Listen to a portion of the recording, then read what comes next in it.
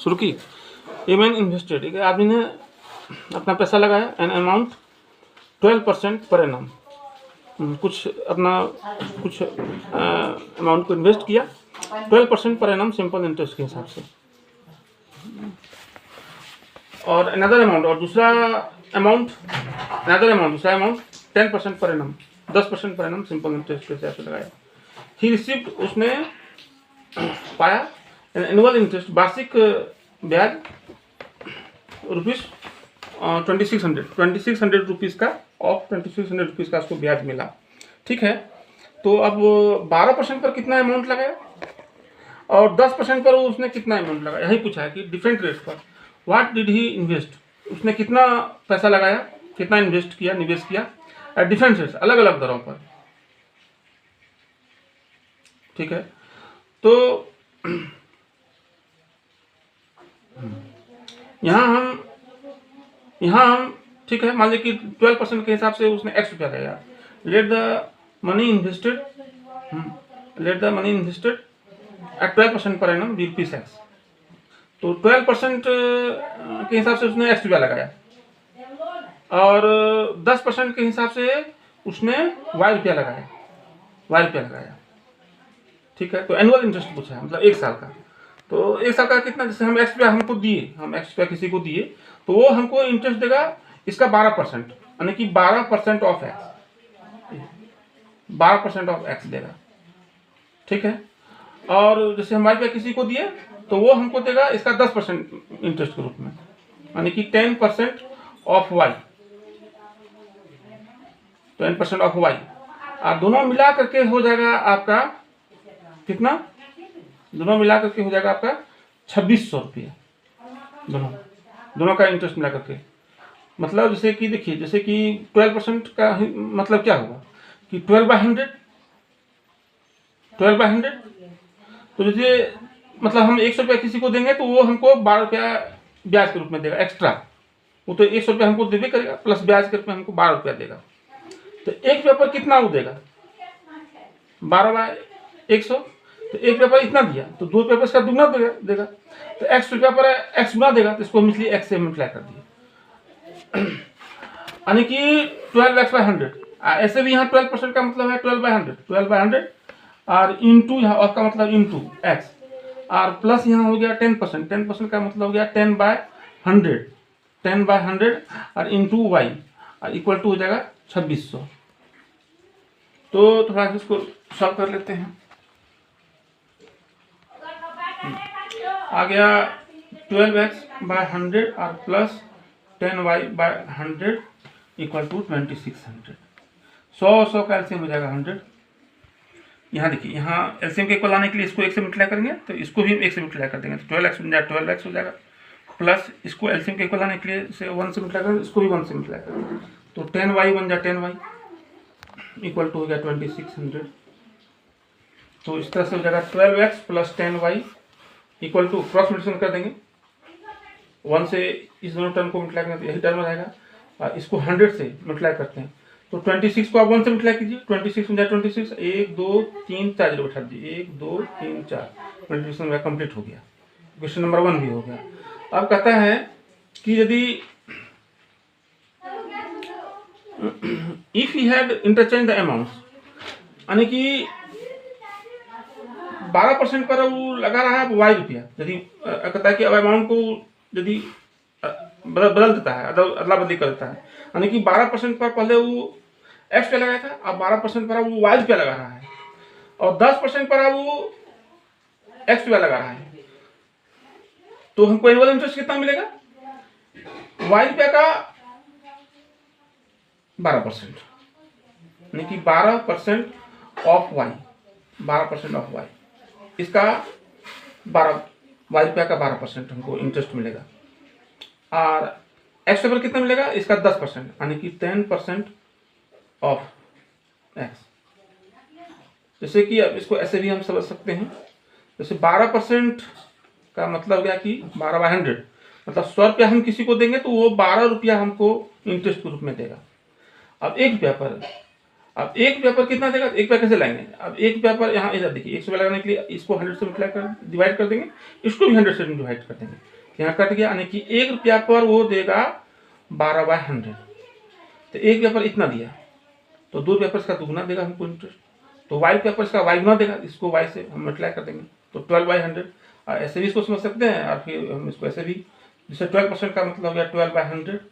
और ऑफ का मतलब इंटू वाई, और प्लस यहाँ प्लस, तो इस तरह से देखिए यहाँ पर वाई रुपया पर इंटरेस्ट हमको मिल रहा है इतना 12% ऑफ वाई, और एक्स्ट्रा पर इंटरेस्ट हमको मिल रहा है इतना 10% ऑफ एक्स, और दोनों का मिला करके इंटरेस्ट हो रहा है यहाँ पर 140 रुपया कम, मतलब पहले की अपेक्षा उसको 140 रुपया कम मिल रहा है, पहले मिल रहा था उसको, यहाँ देखिए यहाँ कह रहा है, यहाँ देखिए यहाँ कह रहा है कि यदि वह अपने अमाउंट्स को अदला बदली करता है, हाँ, मतलब अब 12% पर यदि वो वाई पे लगाएगा, 10% पर यदि वो एक्स पे लगाएगा, तो he would have received 140 less, यदि उसको 140 से कम मिला होता, तो ठीक है, उसको 140 से कम मिला होता, तो पहले उसको मिला था कितना 2600, आप उसको 140 रुपया कम मिला होता, तो 2600 में 140 आप माइनस कर दीजिए। अब यहाँ पर देखिए, यहाँ पर फिर हो जाएगा ये 10%, 10/100, और इंटू ऑफ का मतलब इंटू हो गया एक्स, और यहाँ हो जाएगा 2600 में यदि हम 140 माइनस करते हैं तो 0, 10 में 4 जाने से 6, यहाँ हो जाएगा आपका 5 में 1 जाने से 4, और यहाँ हो जाएगा 2, यहाँ 2460, तो इस तरह से 12y या 12y/100 प्लस 10x या 10x/100, और इक्वल टू यहाँ हो जाएगा आपका कितना 2460, 100 और 100 का एलसीएम 100, इसको एलसीएम के इक्वल लाने के लिए, इसके डिनोमिनेटर को एलसीएम के इक्वल लाने के लिए 1 से मल्टीप्लाई करेंगे, तो इसको भी 1 से, तो 12y बन जाए 12y, यहाँ 12y प्लस इसको एलसीएम के इक्वल लाने के लिए 1 से मल्टीप्लाई करते हैं, 100 बन जाए 100 बन जाए 100, तो इसको भी 1 से मल्टीप्लाई करेंगे, तो 10x बन जाए 10x, इक्वल टू हो जाएगा 2460। अब देखिए क्रॉस मल्टीप्लिकेशन हम करते हैं, अब 1 से इस दोनों टर्म को मल्टीप्लाई करेंगे तो 12y बन जाए 12y ही हो जाएगा, और प्लस 10x बन जाए 10x ही हो जाएगा, 1 को किसी भी नंबर से मल्टीप्लाई कीजिए तो वही नंबर होता है, तो 10x हो जाएगा, और यहाँ 246 को 1 से मल्टीप्लाई करेंगे तो 246 ही हो जाएगा, किसी भी नंबर को 246 1 से मल्टीप्लाई करेंगे, यहाँ 1 2 ऐसा 3 0 उठा दीजिए, ये मल्टीप्लिकेशन कंप्लीट हो गया, एक क्रॉस मल्टीप्लिकेशन हम कर दिए, इक्वेशन नंबर 2 आया। अब देखिए इक्वेशन नंबर यहाँ 1 मेरा कितना हुआ है 12x plus 10y equal to 26, और इसका 4 0, और सेकेंड इक्वेशन मेरा क्या हुआ है, सेकेंड इक्वेशन अब क्या कीजिए 10x को पहले लीजिए, 10x प्लस 12y को थोड़ा सा बाद में लिख दीजिए, यहाँ 12y, और इक्वल टू यहाँ 246,000, क्वेश्चन नंबर 2। देखिए यहाँ क्या कीजिए आप, यहाँ देखिए यहाँ क्या कीजिए कि देखिए यहाँ x और y का कोएफिशिएंट इक्वल है, x के साथ 12 मल्टीप्लाइड है और y के साथ भी 12 मल्टीप्लाइड है, तो इस कंडीशन में आप क्या कीजिए,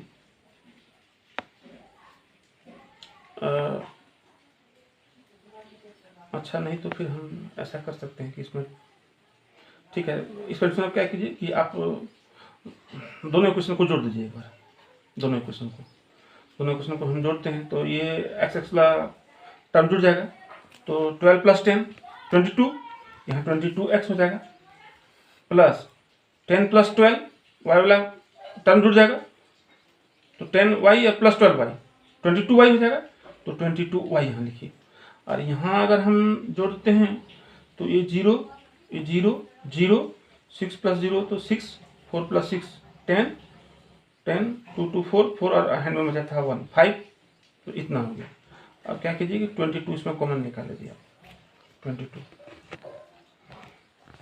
ठीक है, 22 अगर हम कॉमन निकाल लेते हैं तो यहाँ बचेगा सिर्फ x, यहाँ पर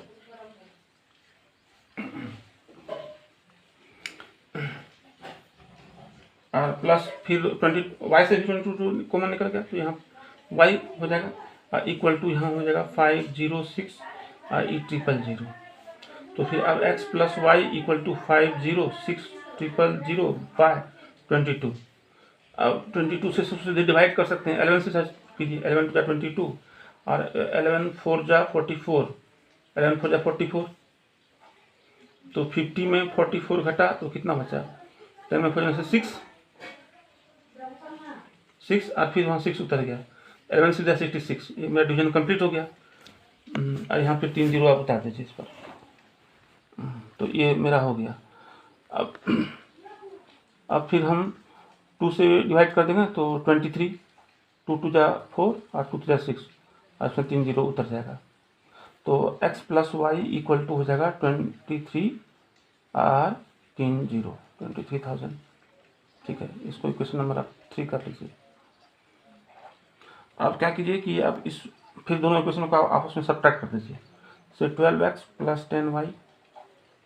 इक्वल टू 26 और फिर 1 2 3 4, फिर यहाँ देखिए 10x plus 12y equal to है 2 4 6 और 000। अब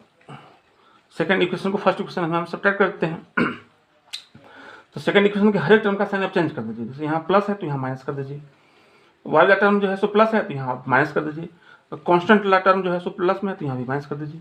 अब 12x में 10x चला गया तो 12 में 10 चला गया तो 2, जैसे 12 चॉकलेट में 10 चॉकलेट घट गया तो 2 चॉकलेट बचा, तो 12x में 10x तो 2x, फिर यहाँ 12y में 2y, 12y में 10y चला गया, 12 में 10y तो 2y और यहाँ पर लार्जर में क्या कि प्लस साइन है, यहाँ से 12 लार्जर है 10 से, इसका आगे प्लस माइनस साइन है तो यहाँ पर हम माइनस साइन बैठा देंगे सब्ट्रैक्शन के बाद। फिर यहाँ पर अब इसको देखिए, इसको हम लोग माइनस कर लेते हैं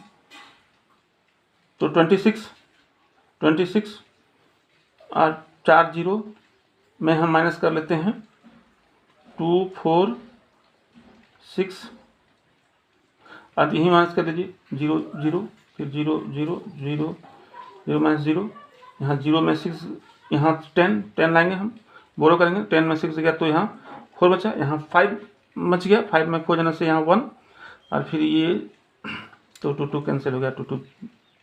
खत्म हो गया यहाँ पर इतना, यानी कि 2 इसमें कॉमन लेंगे तो x minus Y equal to हो जाएगा आपका 14 और 3 0। तो इस तरह से मेरा x minus Y equal to 14 000 और यहाँ 2 मल्टीप्लाइड है तो इधर ले आएंगे तो बाय 2 हो जाएगा 7,000 हो गया, 3 जीरो यहाँ उतार दिए, x minus Y equal to हो गया 7,000। इक्वेशन नंबर इसको हम लोग 4 कर लेते हैं। इक्वेशन नंबर 3 यहाँ मेरा है और इक्वेशन नंबर 4 यहाँ आ गया मेरा। अब देखिए बस सिंपल आ गया। तो अब देखिए यहाँ y के साथ यहाँ y के साथ प्लस है और यहाँ y के साथ माइनस है और x plus Y equal to 23,000 और x minus Y equal to 7,000। यहाँ देखिए y का कोएफिशिएंट इक्वल है और यदि y के आगे प्लस साइन है और y के इस y के आगे माइनस साइन है तो यदि दोनों इक्वेशन को हम ऐड कर देते हैं तो ये तो प्लस वाई माइनस वाई मेरा एलिमिनेट हो जाता है, तो फिर मेरा x ही बचता है और उससे एक इक्वेशन आ जाएगा। तो x प्लस एक्स 2x, एक इक्वेशन हो एक वेरिएबल हो तो फिर हम उसको सॉल्व कर सकते हैं। एक इक्वेशन में एक वेरिएबल होना चाहिए, तो दो इक्वेशन में दो वेरिएबल है तो उसको एक वेरिएबल को हम एलिमिनेट कर देंगे। जैसे y कोला को हम एलिमिनेट कर दिए तो अब यहाँ बच गया 7 प्लस 3 10 0 1 1 2 1 प्लस 1 3 और ये 3 जीरो हम उतार लिए। तो x इक्वल टू 30,000 बाय 2 से 30 को डिवाइड कीजिए 15 और इसमें 3 जीरो आप उतार दीजिए तो x इक्वल टू ₹15,000 हो गया आपका। x इक्वल टू ₹15,000 हो गया। ठीक है, अब हम क्या करते हैं कि अब x का वैल्यू हम इक्वेशन 3 में बैठाते हैं। जैसे x plus Y equal to मेरा है 23,000, तो x की जगह हम 15,000 बैठा दिए और प्लस यहाँ y इक्वल टू 23,000। तो यहाँ y लिखिए, y इक्वल टू दीजिए यहाँ पर और 23,000 और फिर प्लस 15,000 को उधर लेंगे तो -15,000 हो जाएगा, -15,000। ठीक है, तो वाई, तो इस तरह से हम लोग अगर 23,000 में 15,000 माइनस करते हैं तो 0 - 0 0 - 0